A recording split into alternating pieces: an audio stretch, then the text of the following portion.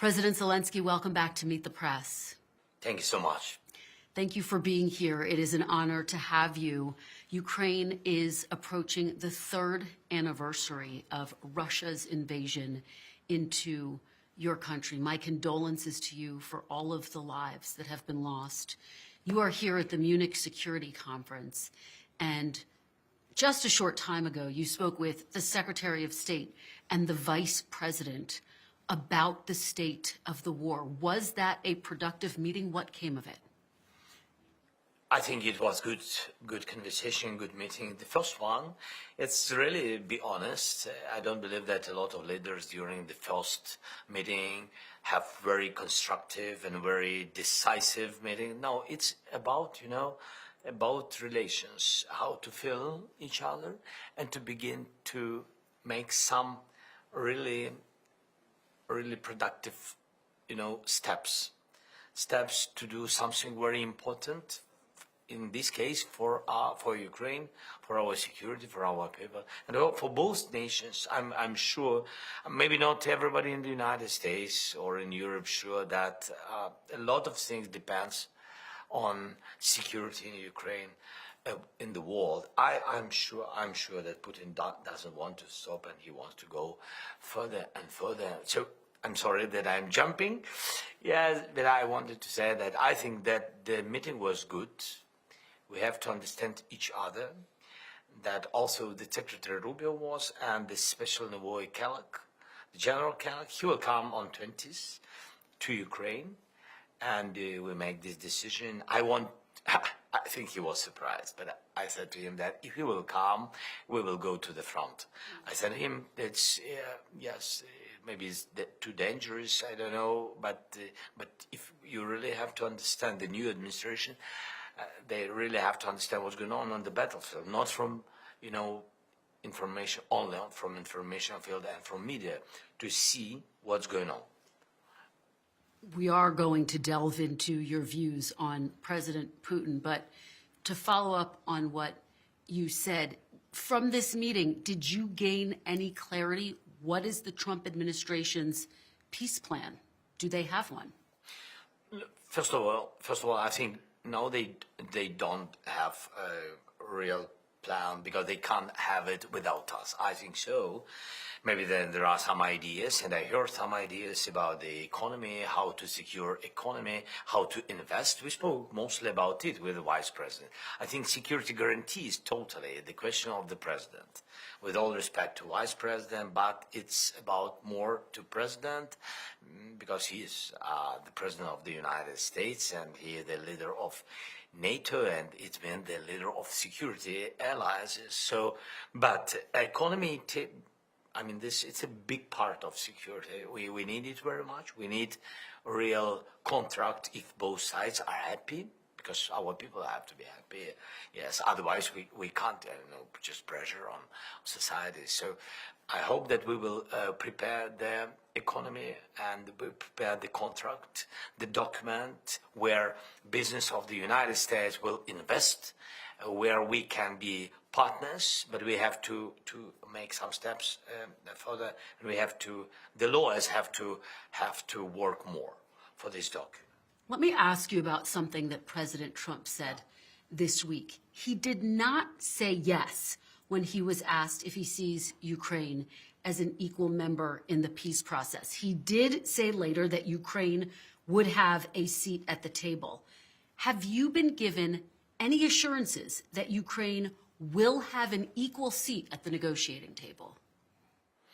So I will never accept any decisions between the United States and Russia about Ukraine.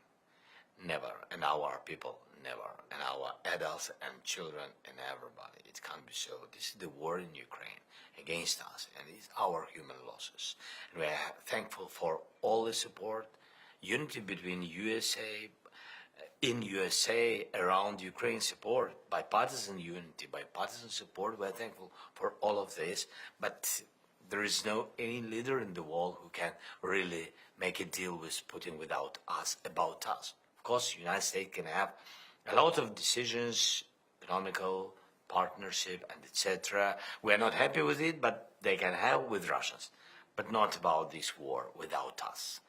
And that's why, and I think that what we need very closely to work and quicker, I think we'll lose time now, quicker to work on the plan, common plan. So we're ready because United States is our, the biggest strategic partner. We are ready not only to share our plan, we're ready for common plan with the President Trump. And of course we need support from EU, it's important. They are also big donors during this war, and we will be the members of future European Union. That's why we need the support of Europe. And this common plan we have to discuss with Russians, and we will. And at the table, it's very important to hear America, Europe, Ukraine, and Russia. Yes. Has the president, has the vice president given you an assurance that Ukraine will have an equal seat at the negotiating table, which, as you just said, is critical to any peace plan? Yeah, I understood, be honest, that we have common view on it, but there are messages, as you said, there are in media some messages which are, make disappointment, yes, is it right word in English, sorry? Yes, disappointment for a lot of leaders of Europe, because they also feel sometimes that they are, out of decisions. And I said to them that they have to be in unity with the United States. Otherwise, not only the United States can lose Europe as a strategic partner, Europe also can lose the United States. And this is, this in interest both of, of continents, that's not to lose, because this is really the biggest and the strongest allies in the world, I think so. That's why we have this place at the table at the very beginning.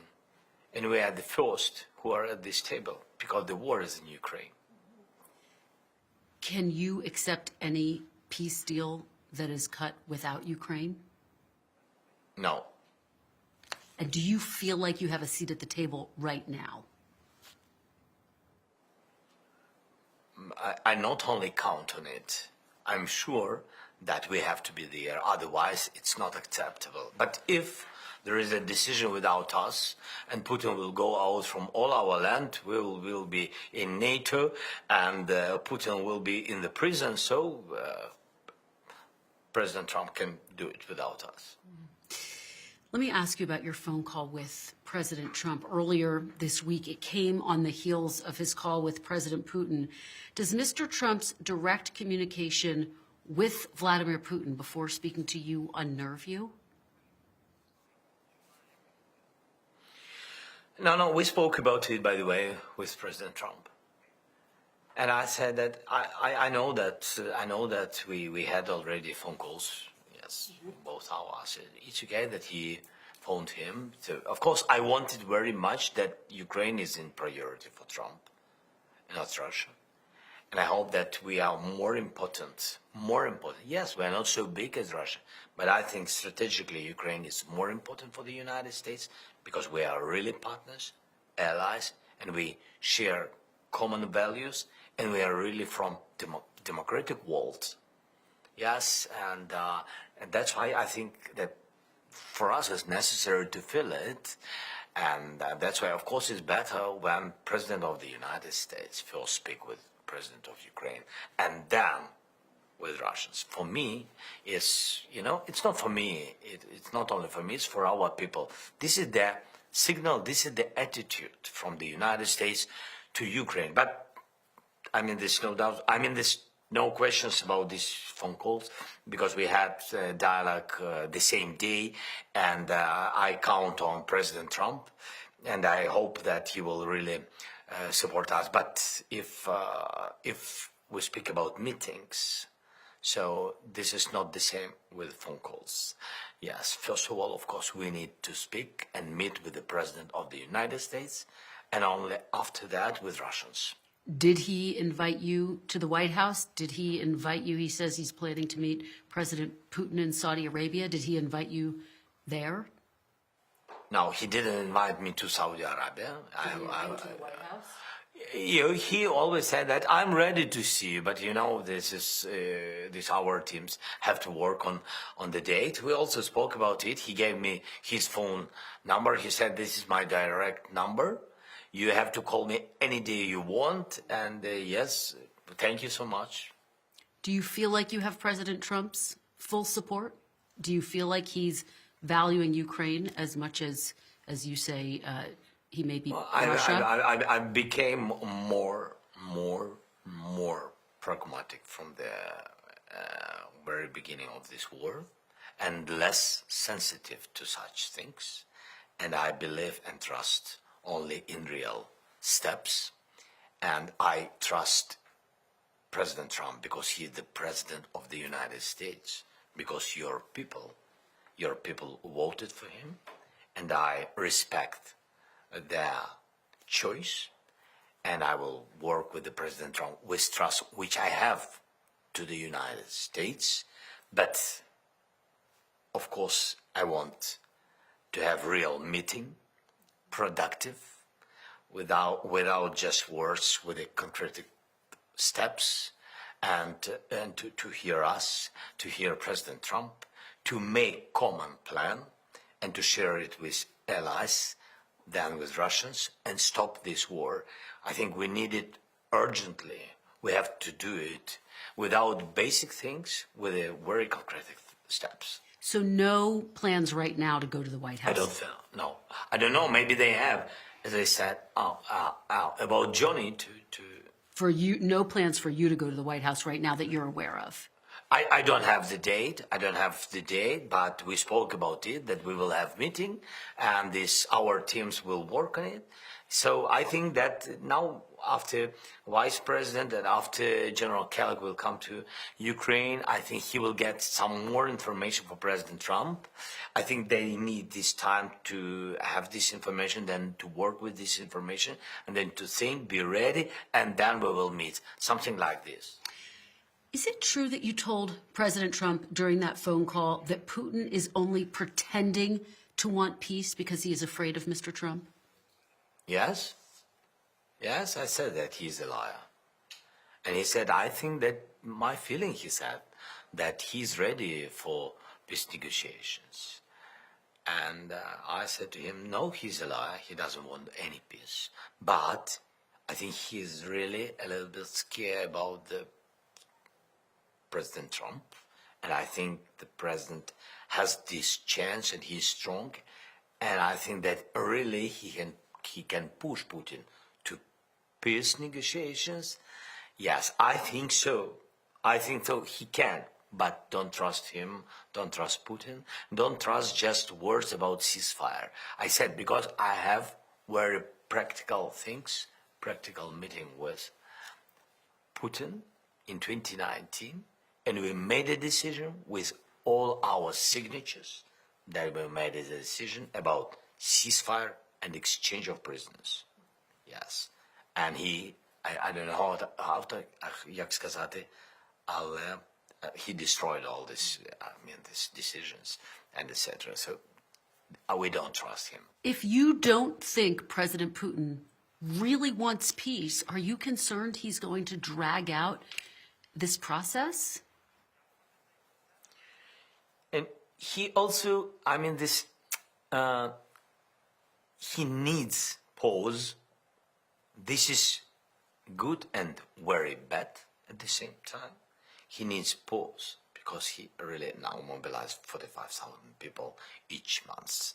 But he wants to prepare very trained, well-trained people. But he has so many losses, and that they are not well-trained. They don't have enough time. They are pushing them on the battlefield, and they are dying, wounded or dying.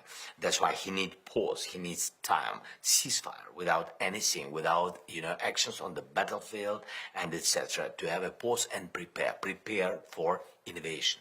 I'm sure the new one.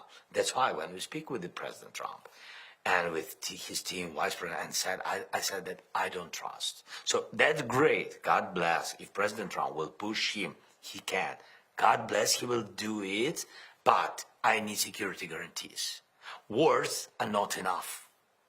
Words cost nothing with Putin. Yes, that's why for me it's very important, strong security guarantees. Otherwise, when he will come back, so he can occupy us. And we're going to talk about the security guarantees. Okay. Let me ask you big picture, though. Do you think President Trump is negotiating in good faith? I hope so. I hope so. Yes, I count on it. I count on it very much. Based on what you're saying about President Putin, do you think he's negotiating in good faith once talks begin? Oh, who? Putin. Putin? That he really... Is he capable of negotiating in good faith? Is Putin capable of negotiating in good faith? No. No. It's not about good faith. No. Yes, you just can block his motivation to put him in such strong circumstances when he can't begin the new reinvasion. But he wants. You will see. Everybody will see. He will try to begin something new. By the way, I said it today. I'm not sure that only about Ukraine we are speaking. He is thinking not only about Ukraine. For example, now we have, and we shared it with intelligence of our partners. Now we see how he's preparing to train 150,000 people, mostly on the territory of Belarus, to show it for the world that it's just training, that it's usually he's doing the same usually, but it's not truth. From such point, he began the occupation 3 years ago. Full-scale war, he began from some symbolic trainings and etc. But really, так це було, як скажу українською, це було законспіровано. It was really under conspiracy. So he conducted military training exercises on the territory of Belarus. He said that these are exercises that are always ongoing on Belarus territory, that they are allied states with Belarus and that they do regular business, but he started the invasion, and the missiles in the first night flew from the Belarus, and the invasion came from Belarus. We know for sure that he is preparing steps on the territory of Belarus this year. It can happen in summer, maybe in the beginning, maybe in the end of summer. I do not know when he prepares it, but it will happen. And at that moment, knowing that he did not succeed in occupying us, we do not know where he will go. There are risks that this can be Poland and Lithuania, because we believe that Putin will wage war against NATO. That is why I told you that. What is he waiting for? For a weakening of NATO by, for instance, policy of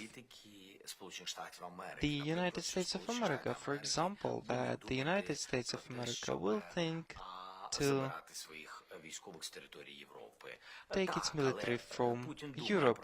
Yes, Putin thinks of that, but I will believe that the United States will not take its forces, its contingents from Europe, because that will severely weaken NATO on the European continent. Putin definitely counts on that. And the fact that we receive information that he will think of the invasion against former Soviet republics, and forgive me, but today these are NATO countries. Just to be very clear, you are saying you have actual intelligence that President Putin is planning to attack NATO countries. No, we have intelligence, we have documents that they are preparing trained mission of a big number of soldiers on the territory of Belarus. And we just sharing that there is a high risk that he can do the same, maybe not, God bless not, and maybe before it, President Trump and the allies will stop him. Yes, but anyway, I think that we have to prepare, yes, to prevent it, not to have such surprises that he will come back like it was 3 years ago with invasion to Ukraine. That is my point of not my point of view. That is our intelligence understanding. And there are obviously these reports that a drone attacked Chernobyl overnight, the nuclear plant in Kyiv. What does that mean? What does that tell you about how complicated any peace process may be? No, it's for him. He is always increasing. Before he's doing some symbolic for him things. So you have the Munich Security Conference, especially this day, beginning of the conference. He's trying to show that for him it doesn't matter. Doesn't matter what you decide about security. I can do this. What he showed, he pushed the drone, yes, to the sarcophagus of the fourth block of Chernobyl station. Yes, sarcophagus, which was built by 40 countries. 40 countries, mostly American money, and a lot of countries of Europe. 40 countries built it during the years, and he just pushed the drone there, especially to this sarcophagus. Are you willing? You think that such person wants peace? Given what you're saying, are you willing to negotiate with Vladimir Putin face to face? Together, United States, Europe, Ukraine, and Russia. Yes, because without Russians we can't stop for today. We can't stop this war. We can't stop Putin without his decision, because he is on our territory. If you were sitting across from Vladimir Putin right now, instead of me, what would you say to him? I will speak. No, it's not about emotions. It's about how to stop him. So for me, he is a killer, and he will never change. And that's why this is the dialogue with the terrorist. This is dialogue with a killer. I don't have enough power to push him out. That's why I have to speak about it. So our allies can give me such power to push him out, but our allies decided to make a deal with Putin. But what can I say? What I'm ready. Of course, we don't want, to lose our people, and if it can be so in diplomacy to stop this war, so of course we are ready. Of course, we'll be happy with the peace. President Trump this week wouldn't commit to U.S. troops providing security to Ukraine, one of your key requests, wouldn't commit to NATO membership, and wouldn't commit to Ukraine reclaiming the territory that Russia illegally took. Do you think that the Trump administration is giving away bargaining chips before the peace process, the negotiations, have begun? I don't know. Maybe it's a part of tactics of the administration. I don't know. It's really, I'm looking at it. For me, I don't know what about they speak, but as I said, that it doesn't matter what they will decide about Ukraine. If it's without us, it's their dialogue. So how can I influence on this dialogue? I can only accept any negotiation or not accept, because we are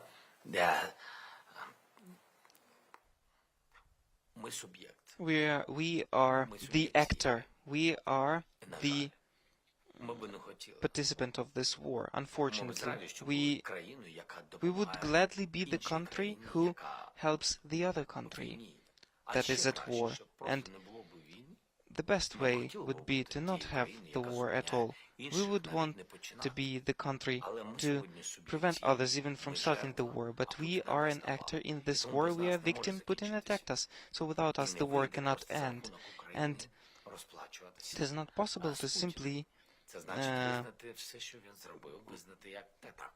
give Ukraine to Putin. That would mean simply to acknowledge what he did, to give the signal to others, to other regions where Americans can also feel that. Heavens forbid.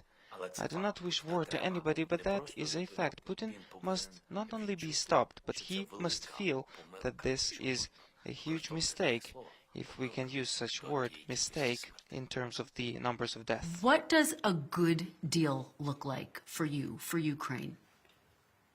No, we will not have a very good deal in such circumstances, and Putin will not have a very good deal for him in such circumstances, because he can't for today win us, and we can't win him. And that's why it will not be a very good deal for both of us. But it can be more important thing. Peace. Maybe not the best, but peaceful people. That's what we really want. It's much more than any good deals. I think so.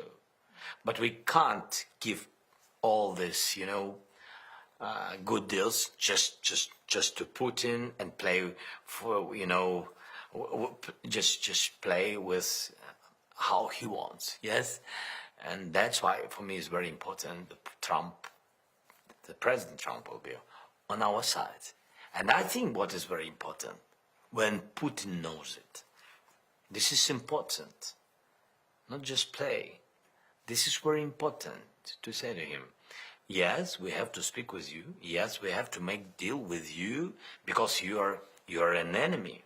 You are strong. That's why we have to speak with you to stop the war. But you have to know that you're an enemy of just human being, just of people. And you have to know that we're against your steps, against your occupation, against your view of life, and etc. I think it's very important.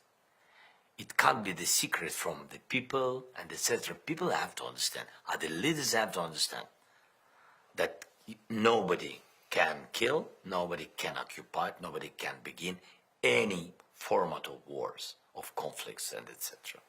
Let me ask you, President Trump said he does not think Ukrainian membership in NATO is, quote, practical.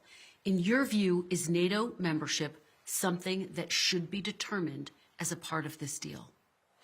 Well, I want to be very clear with NATO. For us and for everybody, it's the cheapest security guarantees. The cheapest for us, the cheapest for Europe, the cheapest for the United States, and the cheapest really for Russia. If we are not in NATO, it means that we will build NATO in Ukraine. Otherwise, we will not recognize the security guarantees. If opposite you, 100.3 or 100.5 million army of Russians, what number of soldiers you have to have? What number of troops you have to just to survive and to defend the same? Now we have 110 strong brigades. Russia has twice more, 220 strong brigades. Europe has 82. So if Putin will break us, he will occupy Europe. He can destroy all the army of Europe if they are without United States. That's why I said this is the cheapest for United States and for Europe. Why? Because if are not in NATO, and if everybody will recognize that we need more than 1 million people of army, so we will need money for all these people. If we can't use, for example, fleet of NATO or jets from NATO, we will need hundreds of jets. So it's very, very expensive, even without the war, just to have it, not to spend, just to have it. That's it. Then NATO is very cheap, I said, for Russia.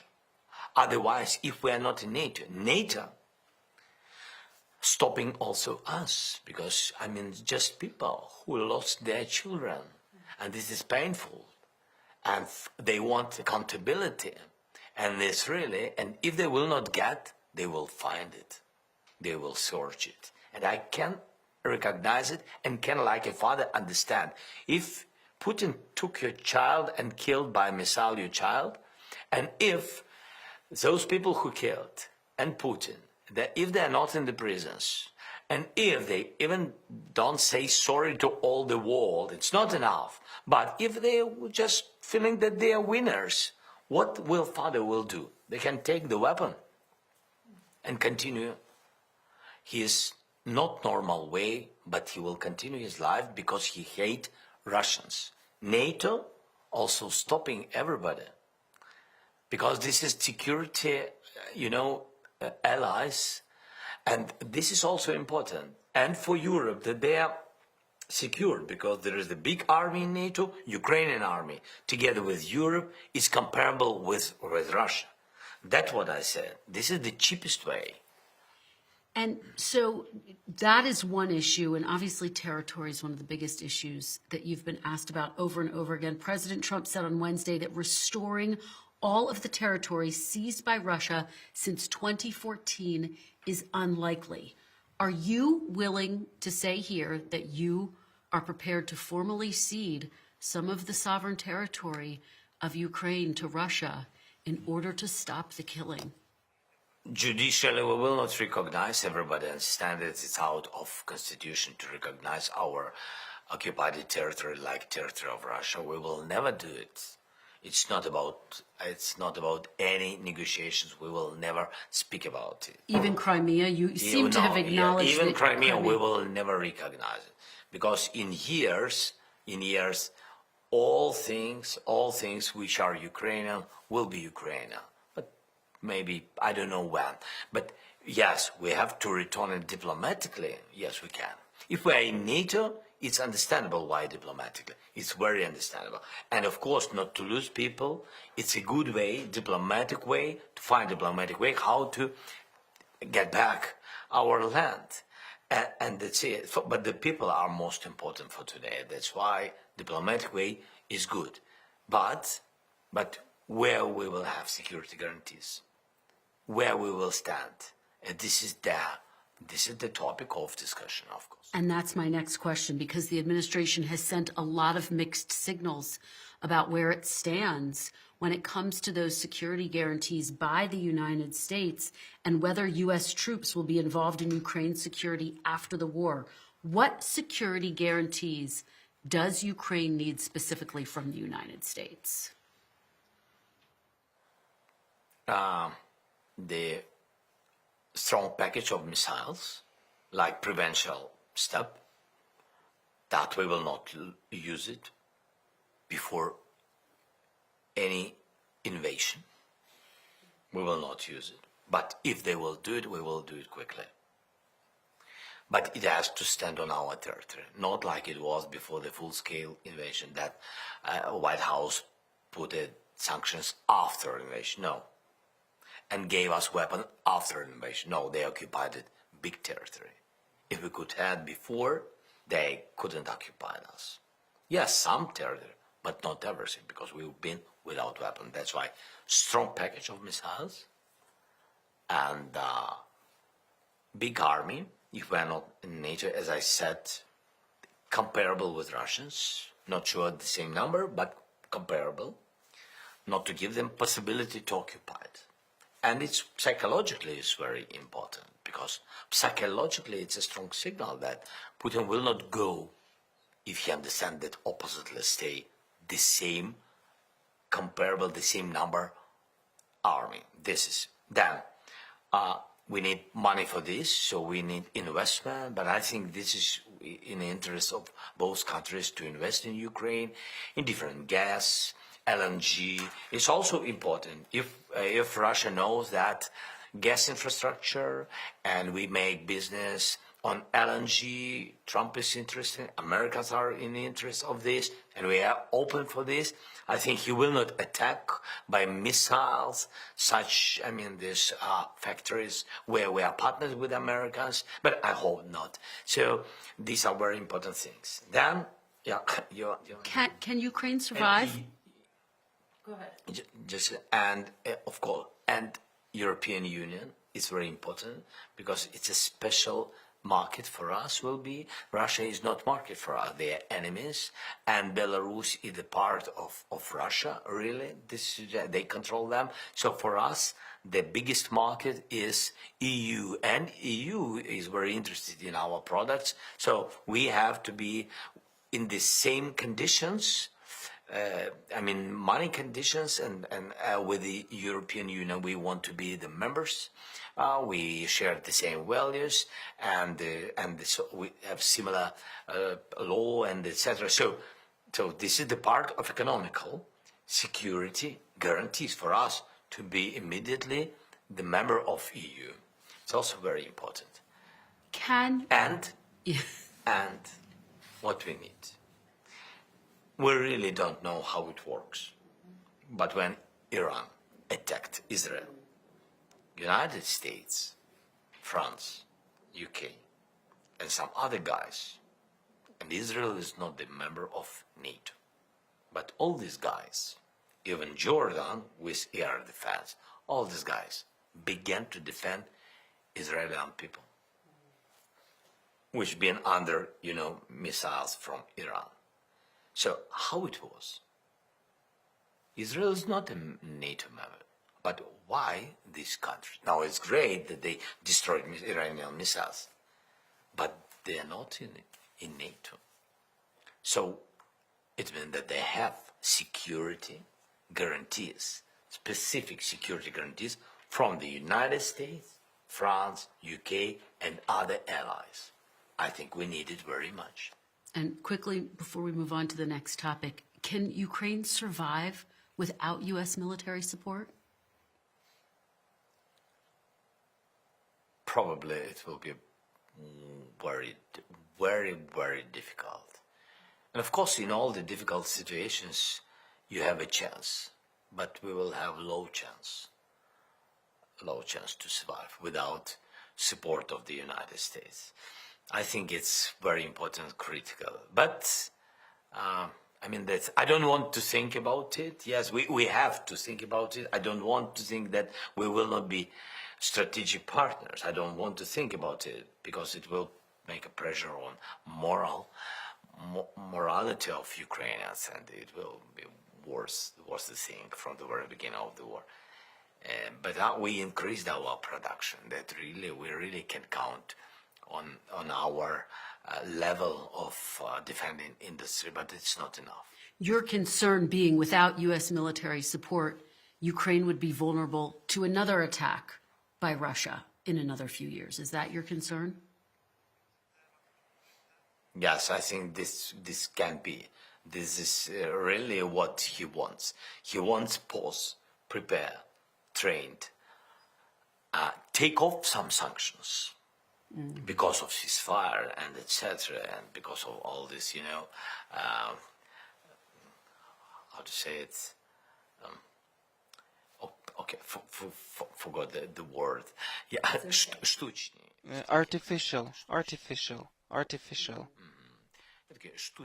Artificial world, artificial peace that he wants to demonstrate. That he is ready for peace, but that is an artificial peace, it is not real. Therefore, strong security guarantees, because he will want to come back again. He did not win. You understand? He did not win Ukraine.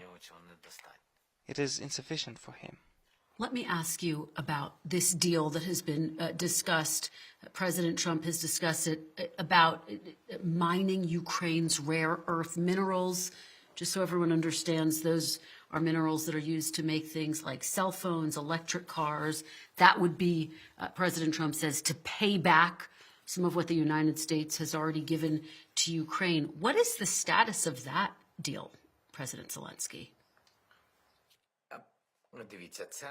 Look, that is first and foremost, we wanted American business to come. And these critical minerals, rare earth, they are closed for many partners. We are ready to open them for the business of the United States. That is what we have. That is where we can put money and make profits together. This is goodwill from us, so it's possible to make money. And I believe that here we cannot forget about the main idea that was in the very beginning, that let us protect all that, help us defend this, and we will make money on this together. And here it's very important that in this document shall be a term to protect it, and that is the security guarantees. And if we are not given the security guarantees from the United States, I believe that the economic treaty will not work. It must all be fair. The second part that is not discussed yet, but it must be, that is what Putin captured. There are many things, not only for electrical vehicles and cell phones. There are many rare earths that they will use for missiles, weaponry, for their aerospace industry. Those are very costly things. And here it seems to me important to understand what we will do with those rare earths that now cost billions, hundreds of billions that Putin occupied. Is it to give to him? And this is what I want to discuss. Why shall we gift it to him? Why shall we present it not only to him, but also to his allies? Iran, North Korea, they will have access there. China can also have access there. I do not know their relations, what they discuss precisely, but today with senators I listed one example with rare earth. It seems to me that this example is important. We looked into what America imports, what rare earth, what America imports for its industry. And when we took titanium as one example, we say that we have titanium in Ukraine, and that is precise information. And it is sufficient for your industry for 40 years. 40 years. And today you import titanium from China and from Russia and from other sources, but these are two main countries. You import from them for your industry, and we say, let us defend titanium in Ukraine, and you will not need to pay money neither to Russia nor to China. We will be partners in that. And such examples, they are very important. If we look in detail, then we must understand that we need strong security guarantees. Let me ask you big picture. As you know, President Trump has not ruled out the possibility of pulling out of NATO. How worried are you that President Trump will follow through with that and one day decide to pull out of NATO?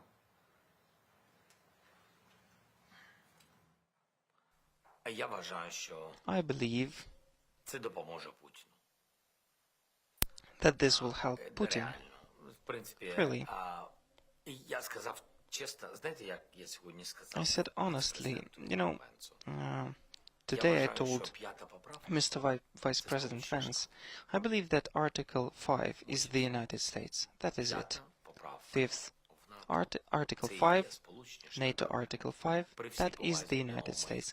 With all the respect to my colleagues in Europe, with all the respect to the aid they've provided, but if there is war against one NATO country, and one must fight back, without American army it is impossible to fight back, to repel. Impossible, in my opinion. This means that Europe must urgently,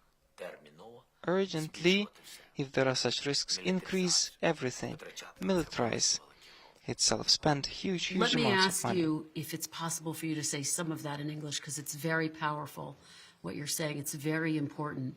You had a message to Vice President Vance about the potential implications of pulling out of NATO. What was your message to the Vice President? That will be destroying of NATO. Why? Because in 80 strong brigades in Europe, I'm just speaking about NATO in Europe, so about 30, it's more than 30%, it's United States. And even if I will look at the army of Russia, if they will see but Russia have 220 or 250 brigades, and Europe has 50. That is the answer. The risk that Russia will occupy Europe is 100%. If the United States pulls out of NATO, Russia will occupy Europe. Yes. Not all the Europe. They will begin from those countries, as I said, who are big our friends, but small countries who've been in the USSR and the Soviet Union. They will begin, and we'll see what will be the answer. But Europe will not answer because they don't have. They will begin to defend itself. Each country defend itself, and at this moment, so Russia will get all the successes with all the territories they will want. I don't know, they will want 30% of Europe, 50, I don't know, nobody knows. But they will have this possibility. Vice President J.D. Vance, staying on that topic, spoke today to the security conference here in Munich.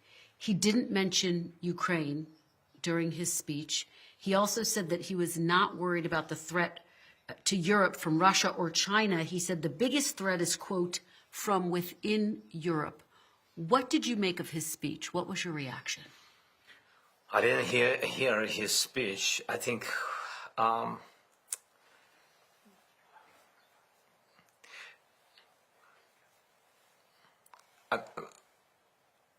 it will be very difficult to be safe for America without Europe. I can tell you why. I don't know. I'm not sure that this is good example. Yes, sorry for the two viewers. Maybe it's not a good example. No, it's okay. But I will tell you some. Циничні, це cynic, no, not cynic. How to say it? Okay, I will take in Ukrainian if it's possible. Mm-hmm.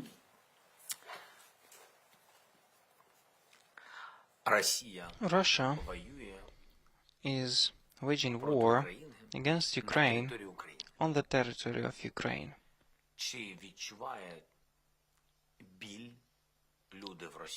Do people in Russia feel the pain and insecurity during this war? No. That means transferring the war to other territory. This is what they do. Until NATO is in Europe, and Europe is a part of NATO, and America is its part, then from Russia, from the big land warfare, from big army of Russia, America is protected by NATO military contingent, and if it decides to fight against NATO, it will fight first and foremost in the territory of Europe. Today we defend Europe because the war is in Ukraine. Tomorrow, if the war is in Europe, then the war is not on the territory of America. It is the war on the other countries, on other continents. That is how it works. That is how it works, and that is why I wanted to apologize in front of everybody. I do not want to have the war in Europe, but Putin is such person, and until there is military contingent and there is alliance, NATO alliance in Europe, America is more defended. American military, if somebody attacks NATO, yes, American military men, they will have to withstand, fight for other countries, and Europe will count on that. But let us be frank, the war will not be in US territory. You will be in security, and your people will not feel what the war is. In my opinion, that is it. There has been so much pain, so much suffering, and so many lives have been lost. And there's been a range of different numbers discussed. How many Ukrainians have lost their lives? You are right that do you think, because nobody knows. Yeah. It's true. We have fixed number of losses. 46,000 killed soldiers. Then we have, for today, dozens, really thousands of, it's difficult to say. It's hard to say. Yes, okay. Десятки, і ще є десятки тисячі. Tens of thousands more, those who are missing in action or are in captivity. And you cannot know for certain because missing in action can be dead or they can be in captivity. And these are tens of thousands. That is true. Also, there are more than 350,000, I think something like 380,000 wounded, and there are 20,000 deported children, deported to Russia, 19,500. That is what we understand, and we do not understand at all the amount, the thousands, tens of thousands, civilians who died on the temporarily occupied territories of Ukraine. When Russia attacked and it encircled several cities and it was destroying to the ground these cities with tanks and artillery, we do not know how many dead are there, unfortunately, because those cities that we deoccupied, which we entered, we found massive graves there. They conducted massive shootings, massive tortures. You know, small towns where there were a couple thousand people. We have found 500 corpses in one big grave. So everywhere where Russia occupied it and takes under its control, we do not know how many thousands of people they killed there. And let me ask you, we're just in our last few questions, so if you can speak in English, that would be wonderful, just so. It's difficult. Too late for my English. My You're English doing is wonderfully. sleeping. No, you're doing no, you're doing wonderfully. Do you still think it's possible for Ukraine to win this war militarily? Of course, yes, but it's many losses. So we understand how many. I think it's too much, and I'm not sure that with such speed as our partners do this help support, it will be difficult. It will be longer than it can be.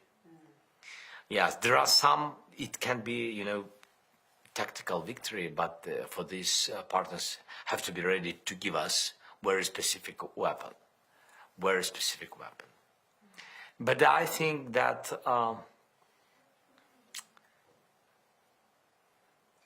the world has to try diplomacy. Diplomacy, it's important, but in unity. The Trump administration and President Trump, Elon Musk, have been firing large swaths of the workforce, freezing funding at the U.S. Agency for International Development. In 2013, Ukraine was by far the largest recipient of USAID. What will the impact be of freezing those funds to USAID on Ukraine?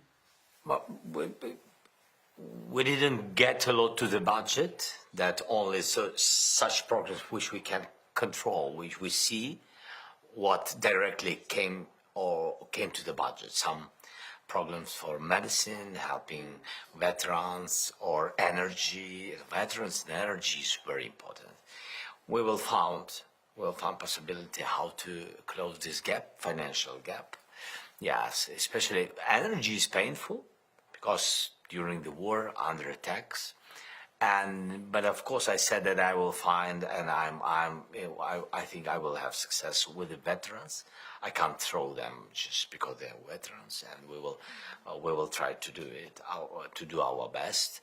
Other programs, there have been infrastructure programs and some other programs, but I don't know, because we have decentralization, and I don't know what cities. They had direct contacts with the United States, with USAID. They've got some support, and some organizations and some journalists, I know. But I don't know this. I can't. This fix it, because I don't know it. Judicially, I didn't see it. I asked my finance minister, show me what we lose, like a budget, to understand where to find this money. For the budget, yes, he showed me. Yes, we will manage it. But I think that such programs as veterans is not big money, and I think it's more about, I don't know if you have this word in English, sorry, prestige, yes? Mm-hmm. Yes. I think this is prestige for the United States. I think this is good to continue such program, but it depends on the decision of the United States. Maybe you will continue, maybe not. This is your decision. For me, because it's my vertical, and the most important thing for today, the most important, that you will not stop military support. And better if you will continue it. And on this, I'm focusing. This will be painful for all these directions. If we will lose this support, as you said correctly, it will be, it will be very difficult for us to survive. Last question. I know you're a dad of two, and you have remarkable energy and have put so much heart into spreading the message for Ukraine. What is your message to Ukrainians who have lost hope that this war will ever end? No. We will finish this war. And it doesn't matter, will Putin want it or not, we will finish the war. And I'm sure, together we are much more stronger than Putin. And I'm sure that we will finish the war. I know that the peace, that's what we really need and we really want. And it's like in the life, when you want something very much, with friends and with God, we will do it, I'm sure. President Zelensky, thank you so much. You. It is always an honor.